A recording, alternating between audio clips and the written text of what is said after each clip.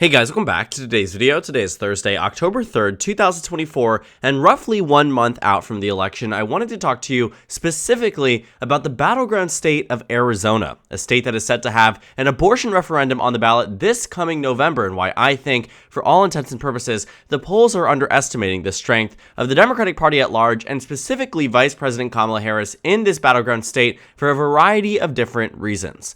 What we know about Arizona is that it is an exceptionally close battleground state. In the 2020 presidential election, Arizona went to Joe Biden by a margin of just 0.3%. It was a very close and competitive race. It was one that Democrats and Republicans invested tens of millions of dollars in, with multiple state visits, advertisements all across the state, and a specific focus on Maricopa County, which, as the saying goes, the way Maricopa goes, so does Arizona. And that's because there's a huge chunk of Arizona's population, roughly 2/3, exists within Maricopa County, Arizona, which is, of course, a swing county, as is standard with the state itself. And you can see that over time, depending on who's winning the county here, is generally who's winning the state. For instance, back all the way in 1992, sure, it was voting to the right, but then around the 21st century, we started to see when Bush was winning across the state by 6 points, Bush was winning Maricopa County. When Bush was winning across the state by 11 points, he was winning Maricopa County.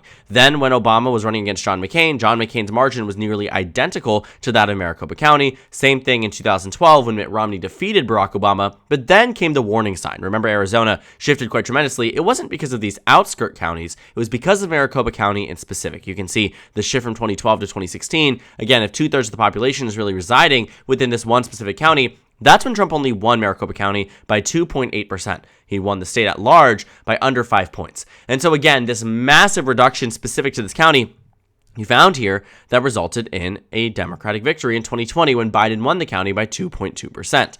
Now, the Democratic Party is very heavily invested in Arizona. Don't get me wrong on that point. But what I more want to say about this whole, general point of underestimation is that what we know from the most recent midterm election is that there were some instances where absolutely it is the case, where polls underestimate referenda and polls underestimate the power of said referenda on a general election ballot.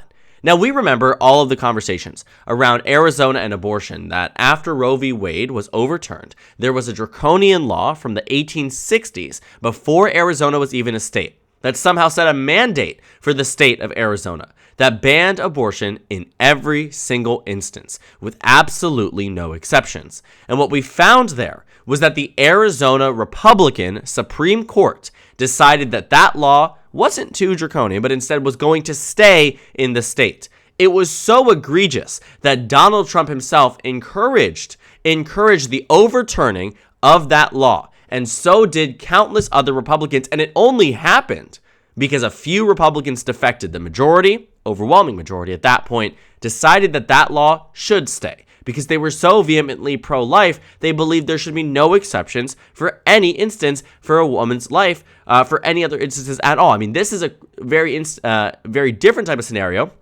compared to many states, where the trigger laws were put in place in anticipation of Roe v. Wade overturned, compared to this law in Arizona that came from the 1860s that was put in place. Again, before Arizona was even fully confirmed as a state, and what we found from that is that voters very negatively respond to that. And so instead of taking it up with the state legislature, what voters in Arizona decided to do was to organize across the state and put an abortion referendum on the ballot.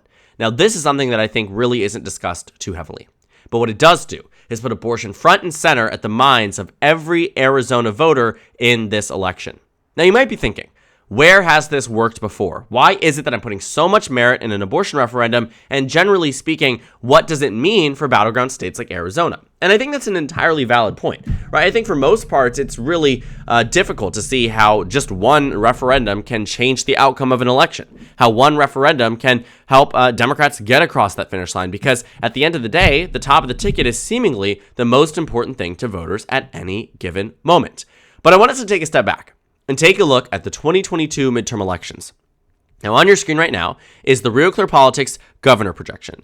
Now, on this map here, they have a number of inaccurate calls, and that's the standard for the course, given that Real Clear Politics leans towards the right. And what they did here was they adjusted the 2020 polling error to the 2022 election data. And again, this is why you don't compare elections like this, because every election is different. Polling errors are never going to be consistent unless they are consistent in one direction, which is fair, but this was completely off. And what they found and projected was that in some of these battleground states, Republicans were supposed to win.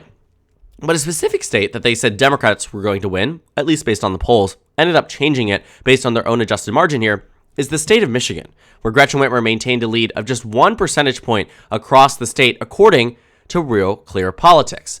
Now, the 1-point lead isn't super impressive, right? A 1-point lead for a Democrat in Michigan really means that this race is going to come down to the wire. But what we found out very quickly on election night was, in fact, that Michigan did not come down to the wire. In fact, it was a very massive victory for the Democratic candidate, Gretchen Whitmer. Now, if you see this result here, you might be thinking, what went wrong? Well, a combination of factors. A number of Republican pollsters in the state of Michigan that were skewing the average. Just a general miss at large. FiveThirtyEight had a more accurate average here, but we largely use Real Clear Politics for a lot of my discussions and conversations about the polling averages. But even FiveThirtyEight had, Gretchen Whitmer up just 4 points. And so a 10, 11-point margin here in the state of Michigan is absolutely much bigger than a 1-point victory, a 4-point victory. And the reason for this, too, yes, Gretchen Whitmer, independently of anything else, is a strong candidate who knows how to win in this state. She won by a smaller margin in 2018 in the Democratic wave year. She rode her popularity and rode her level of enthusiasm to victory here, but she had a lot of help. And a lot of help didn't come from a Senate race that was high focus. The help didn't come from multiple House races that were high focus. Granted, right, you did see that Democrats were investing in a number of down-ballot races in Michigan. They got the state legislature in a trifecta for the first time in 40 years. All of these things are great. But we have to ask, was there an abortion referendum on the ballot, and what did it show? Well, the results were nearly identical. And the reason I think they were identical is because of the fact that voters very much saw this as a one and the same type of deal. If they were voting to protect the right to reproductive freedom, they were voting for Gretchen Whitmer. And when you take a look at the comparisons, and when it comes down to that county map, it is again nearly identical. We can do this here so we can just flip back and forth. Take a look. Very few red counties are voting in the affirmative. And maybe that makes sense, right? You're seeing some of these counties here that were just a bit more competitive, 51 to 47. Well, if Gretchen Whitmer won by 11 and the abortion referendum passed by 13, of course, there's going to be some level of difference, but it's not noticeable whatsoever. You can see here that, again, back and forth, it is largely mimicking one another. And that matters. And the reason why that matters, too, is because what this did is put abortion at the forefront of almost every voter in the state of Michigan. Forget all that messaging surrounding the economy and, the border crisis, all these different things that Republicans tried to message on and tried to do correctly. Sure, these things matter in a lot of states. But when it comes down to Michigan, when you have outside groups spending tens of millions of dollars to put abortion at the forefront of the minds of every voter in Michigan, when you have outside and internal groups advocating and campaigning on this issue, and what it did too was alienated Tudor Dixon as a Republican, and something that the polls just simply did not capture. Tudor Dixon had to come out and say, I support voting no on this constitutional right to reproductive freedom. And so what did that tell everybody who was going to come out and vote yes? At fundamental, you disagree with the Republican nominee for governor on the issue that seems to be one of the top in your minds because of the extensive advertisement campaign around this, the addressing, everything that is consuming the election process. And now we're going to see something similar happen in the state of Arizona.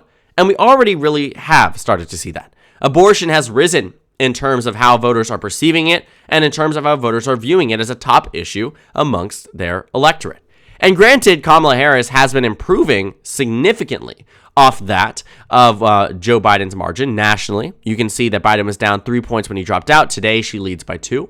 In the state of Arizona in specific, you can see that she has massively brought back that margin. Trump was leading by 5, 6 points actually. Today, Trump leads by 1.7. And so, generally speaking, Kamala Harris is doing better in Arizona. But the reason I do think we might miss our mark here if we just rely on polls in the state of Arizona is because of this abortion referendum combined with a down-ballot Senate race that is only going to get better for the Democratic Party. And I point you back to the 2022 midterm elections because Michigan wasn't the only major polling miss on Real Clear Politics. And same thing with FiveThirtyEight, who also missed the mark here. What we found in the governor's race in 2022 is that Kari Lake led by 3.5% pretty much consistently. You can see that for, a significant chunk of the campaign, Katie Hobbs had that advantage, but when it really came down to crunch time, Kari Lake really took it away. And the expectations for her in this forecast and many other forecasts was giving her a 2/3 chance at victory, that Kari Lake nearly had this wrapped up, right? That she had an advantage of 2.4% and it wasn't going to go to the Democratic Party. Same thing in the Senate race in Arizona. What did we find? That Blake Masters was supposed to win by 0.3.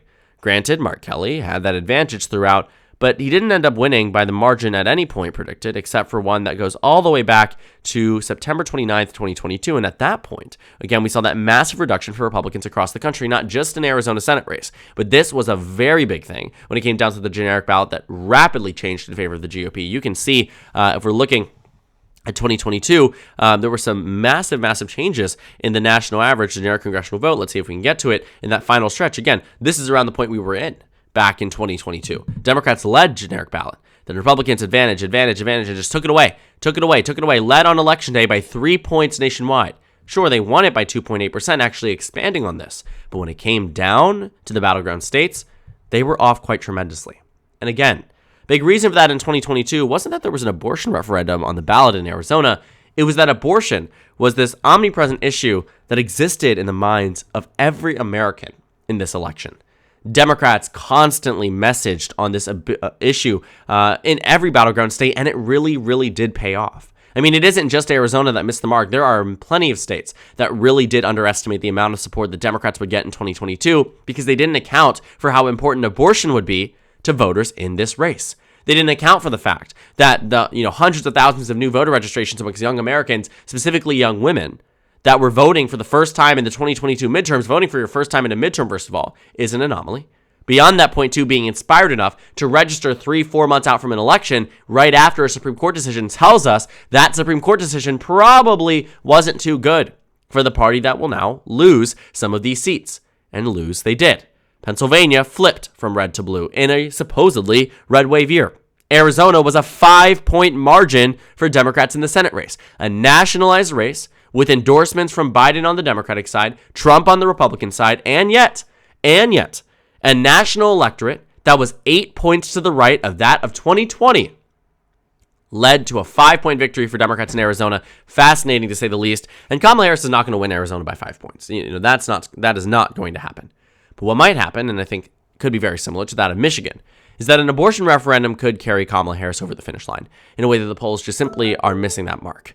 Again, when you are registering new voters, people out there who are voting for the first time, some people who aren't even included on some of these polls and surveys, that's where you miss some of these things. What we have learned over the past 2 years is that sometimes the polls actually can underestimate Democratic support.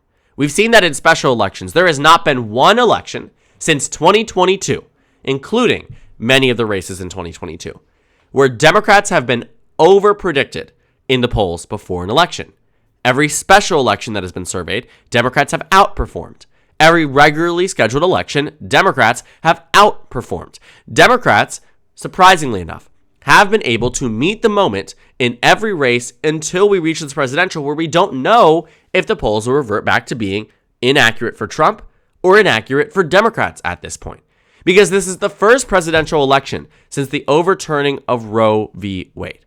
This is the first presidential election since all of this conversation largely circulating around the United States Supreme Court. Because in 2020, the argument that Biden made was that Trump already appointed enough justices that it will do irreparable damage to this country and to women's rights. And that's what the Democratic argument was. But now, Democrats have substance to rise on that. And they're doing it correctly. And even if Trump is leading Harris in the polls here, I again am reminded that it is this and only this that told us in 2022 that Democrats would lose the state of Arizona. That's why we thought Republicans practically had the governor's race wrapped up and had a 50% chance of winning the Senate race there, but that wasn't the case really at any points. The polls missed the mark because, again, they were missing subsections of the Arizona electorate that just weren't captured in by this. Same thing in Michigan. It is crazy to me that Michigan had Gretchen Whitmer up by 1 point, yet she won by 11 points. But those things only happen when there are anomalies on the ballot here. And in this case, that was the abortion referendum in Michigan in 2022, and it could very well be the abortion referendum in Arizona in 2024. There are voters out there, undoubtedly, that will get out to vote on this issue and for this issue alone, where their rights are directly implicated in the outcome of this measure. Meaning that they will get out to vote. And even if they aren't in full agreement on Kamala Harris, even if they don't feel inspired by her to turn out, which is actually becoming a more diminishing portion of the electorate regardless though, if they don't feel that she is the right person for them, they will still be more inclined to vote for her. And that was the case in 2022. And that's really where you start to see the full strength of issues like this on the ballot. That's why Democrats were really pressing to get this on the ballot in the first place. Now, Kamala Harris could still lose Arizona. Don't get me wrong. I also think that is entirely factual. This race is very much a close and competitive one. But I also think we are in a position where Kamala Harris is doing better than what the polls are predicting, and that's largely because we're missing the mark on something. And I think that mark here is missing abortion and a whole subsection of the electorate that is voting on this issue as one of their tops that just doesn't get gauged into national or swing state polls. So thank you guys so much for watching this video. Make sure to comment down suggestions below. Subscribe on the left if you haven't already, and check out the Instagram and Twitter. At the top left of the screen, there's also a Discord server for you to go ahead and join. On the screen, there's a video you can watch, and then a playlist for my 2024 presidential election analysis videos. Again, thank you guys so much for watching, and I will see you all later today.